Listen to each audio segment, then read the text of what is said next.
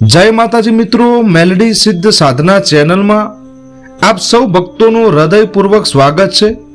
मित्रों, आज हूँ तमने एक एवो प्रश्न पूछवा मांगू छू जे कदाच तमारा मन में पण घणी वखत आव्यो हशे के हूँ माताजीनी आटली बधी भक्ति करूँ छू, पूजा करूँ छू, दीवो करूँ छू, मानता राखूं छू, मंत्र जाप करूँ छू, सतो मारी प्रार्थना माताजी केम सांभळता नथी? શું ખરેખર માતાજી આપણી પ્રાર્થના નથી સાંભળતા? શું આપણી વિનંતી માતાજી સુધી પહોંચતી નથી? કે પછી આપણે જ માતાજીને સમજવામાં ક્યાંક ભૂલ કરી રહ્યા છીએ? મિત્રો, આજના આ વિડીયોમાં આપણે એક ખૂબ જ ઊંડા આધ્યાત્મિક રહસ્યને સમજવાનો પ્રયત્ન કરીશું। જો તમે પણ માતાજી દેવમાં શ્રદ્ધા રાખો છો તો વિડીયોને અંત સુધી જરૂર સાંભળજો અને સૌથી પહેલા તમારા માતાજીનું નામ કોમેન્ટમાં જરૂરથી લખજો।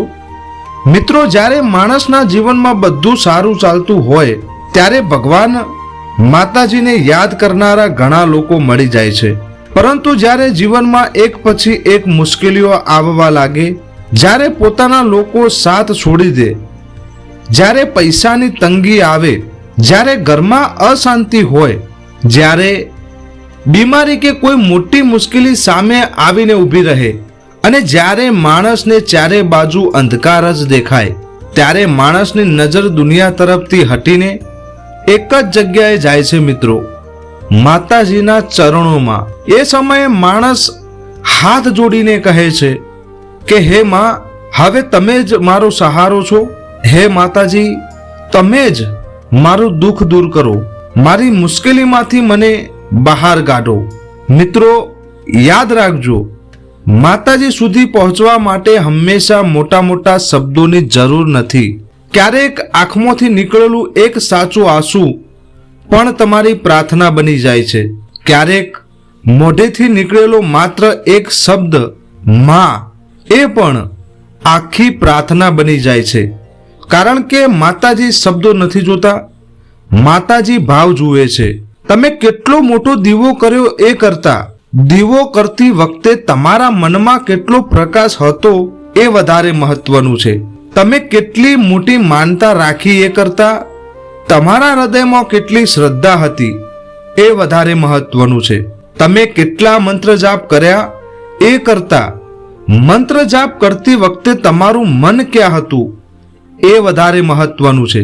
મિત્રો, આપણે ઘણી વખત માતાજી ભગવાન પાસે જઈને કહીએ છીએ, માં મારું આ કામ કરી આપજો, મારી આ સમસ્યા દૂર કરી દેજો, મારી આ ઈચ્છા પૂરી કરી દેજો। પરંતુ ભક્તિનો સાચો અર્થ માત્ર પોતાની ઈચ્છા પૂરી કરવી નથી। ભક્તિ એટલે માતાજી ઉપર વિશ્વાસ રાખવો। ભક્તિ એટલે સુખમાં પણ માતાજીને યાદ કરવા અને દુઃખમાં પણ માતાજી ઉપર વિશ્વાસ રાખવો, કારણ કે સાચો ભક્ત એ નથી જે માત્ર મુશ્કેલી આવે ત્યારે માતાજીને યાદ કરે। સાચો ભક્ત એ છે જે મુશ્કેલીમાં પણ કહે, માં મને ખબર નથી કે આગળ શું થશે, પરંતુ મને વિશ્વાસ છે કે તમે મારી સાથે છો। મિત્રો, ઘણી વખત આપણે કહીએ છીએ કે માતાજી મારી પ્રાર્થના કેમ નથી સાંભળતા, પરંતુ કદાચ સવાલ એ નથી કે માતાજી સાંભળે છે કે નહીં, સવાલ એ છે કે શું આપણે માતાજીનો સંદેશ સાંભળવા તૈયાર છીએ? કારણ કે ક્યારેક આપણે જે માગીએ છીએ એ આપણા માટે સારું નથી હોતું અને માતાજી આપણને એ નથી આપતા। આપણે તેને દુઃખ માનીએ છીએ, પણ કદાચ એ માતાજીની કૃપા હોય છે। ક્યારેક કોઈ સંબંધ તૂટી જાય છે, આપણે દુઃખી થઈ જઈએ છીએ, પરંતુ કદાચ માતાજી આપણને એવા માણસથી દૂર કરી રહ્યા હોય જે આપણા જીવન માટે યોગ્ય ન હોય। ક્યારેક કોઈ કામ બનતું નથી, આપણે કહીએ છીએ કે માતાજીએ મારી વાત ન સાંભળી, પરંતુ કદાચ માતાજી આપણને કોઈ મોટી મુશ્કેલીમાંથી બચાવી રહ્યા હોય। એટલે મિત્રો, માતાજી તમારી પ્રાર્થના સાંભળે છે કે નહીં એનો નિર્ણય માત્ર તમારી ઈચ્છા પૂરી થઈ કે નથી થઈ એના આધારે ના કરવો જોઈએ।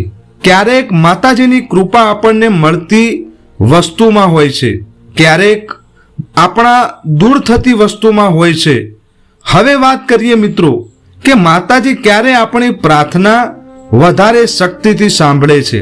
મિત્રો, જ્યારે તમારા મનમાં કપટ ઓછું થાય, જ્યારે તમારા હૃદયમાં સ્વાર્થ ઓછો થાય, જ્યારે તમારી ભક્તિ માત્ર પોતાની જરૂરિયાત માટે ન રહે અને જ્યારે તમે બીજાના સુખ માટે પણ પ્રાર્થના કરવાનું શરૂ કરો, ત્યારે તમારી ભક્તિનું સાચું રૂપ શરૂ થાય છે. માતાજીની પૂજા કરો, દીવો કરો, ધૂપ કરો, અગરબત્તી કરો, મંત્ર જાપ કરો. આ બધું ખૂબ જ પવિત્ર છે, પરંતુ સાથે સાથે તમારા કર્મને પણ પવિત્ર બનાવો. કોઈનું દિલ ન દુભાવો. કોઈ ગરીબને તમારી શક્તિ પ્રમાણે મદદ કરો. કોઈ ભૂખ્યાને ભોજન આપો. પક્ષીઓને દાણા આપો. ગાયને ઘાસ ખવડાવો. તમારા માતા પિતાની સેવા કરો. તમારા ગુરુજનોનું સન્માન કરો. તમારી જવાબદારીથી ભાગશો નહીં. અને સૌથી મહત્વની વાત, ધર્મને માત્ર મંદિરમાં નહીં પરંતુ તમારા જીવનમાં ઉતારો. કારણ કે મિત્રો, માતાજીને ફક્ત મંદિરમાં શોધવાની જરૂર નથી. માતાજીની શક્તિ તો તમારા કર્મમાં પણ દેખાય છે. તમે કોઈનું ખરાબ ન કરો, કોઈને અન્યાય ના કરો, કોઈનું હકનું ના છીનવો અને જાણે અજાણે તમારાથી કોઈને દુઃખ થયું હોય તો દિલથી માફી માગો. આ પણ એક પ્રકારની ભક્તિ છે. મિત્રો, આપણું જીવન એક કર્મની યાત્રા છે. આપણે જે કર્મ કરીએ છીએ તેનું પરિણામ ક્યારેક તરત મળે છે, ક્યારેક થોડા સમય પછી મળે છે અને ક્યારેક એવું પણ બની શકે કે પરિણામ આવવામાં સમય લાગે. એટલે જીવનમાં મુશ્કેલી આવે ત્યારે તરત એવું ન માનવું કે માતાજી મારાથી નારાજ છે. મુશ્કેલીનો અર્થ હંમેશા માતાજીની નારાજગી હોતી નથી. ક્યારેક મુશ્કેલી આપણને મજબૂત બનાવવા માટે આવે છે. ક્યારેક મુશ્કેલી આપણને સાચો રસ્તો બતાવવા માટે આવે છે અને ક્યારેક મુશ્કેલી આપણને સમજાવવા માટે આવે છે કે આપણી સાચી શક્તિ ક્યાં છે. મિત્રો, તમે માતાજીની ભક્તિ કરો છો તો એક વાત હંમેશા યાદ રાખજો, માતાજી પાસે માત્ર સુખ માગશો નહીં, માતાજી પાસે એટલી ખાલી શક્તિ માગો કે સુખ આવે ત્યારે અહંકાર ના આવે અને દુઃખ આવે ત્યારે શ્રદ્ધા ના તૂટે. માતાજી પાસે માત્ર મુશ્કેલી દૂર કરવાની પ્રાર્થના ના કરો, માતાજી પાસે મુશ્કેલીનો સામનો કરવાની હિંમત પણ માગો. માતાજી પાસે માત્ર સફળતા ના માગો, સફળતા મળે ત્યારે સારા માણસ બનીને રહેવાની બુદ્ધિ પણ માગો.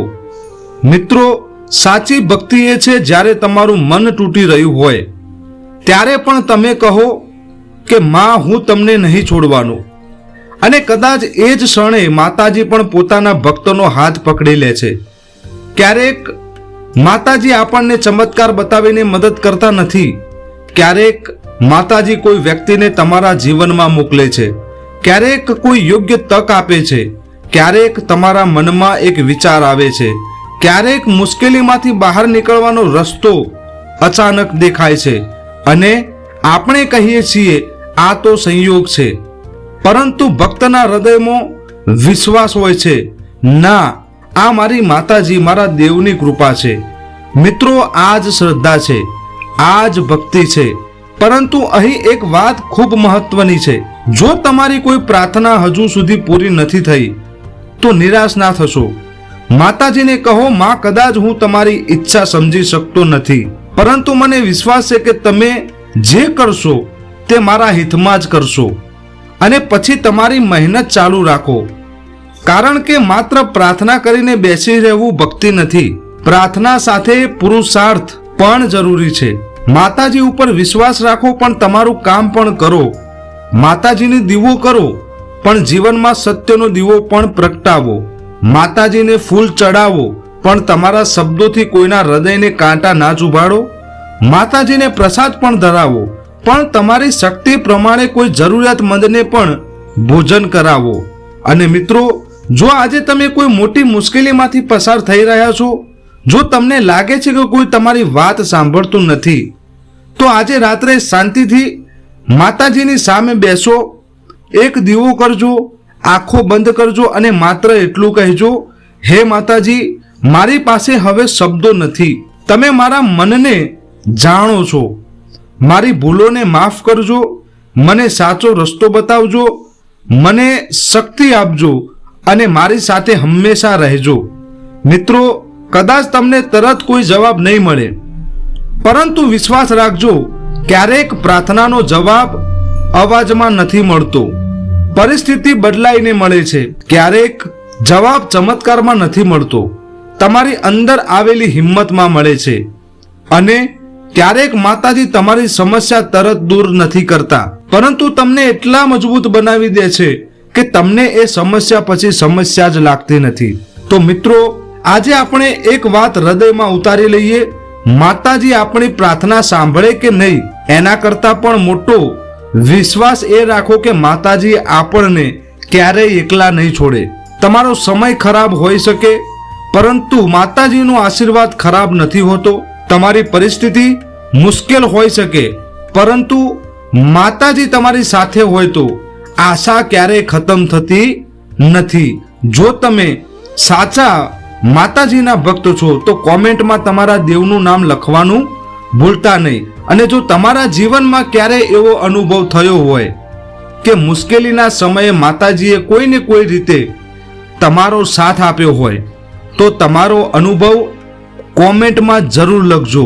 કદાચ તમારી એક વાત કોઈ બીજા દુઃખી ભક્તને આશા આપી શકે છે. વિડીયો ગમ્યો હોય તો લાઈક કરજો. મેલડી માતાના ભક્ત સુધી આ વિડીયો જરૂર શેર કરજો. અને મેલડી સિદ્ધ સાધના ચેનલને સબસ્ક્રાઇબ કરીને બેલ આઇકન દબાવવાનું ભૂલતા નહીં.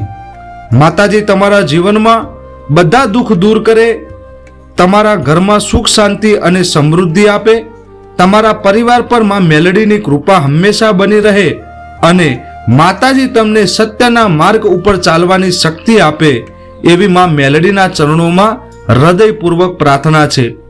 મળીએ નવા વિડીયો સાથે. ત્યાં સુધી જય માતાજી, જય મેલડી માં. હર હર મહાદેવ.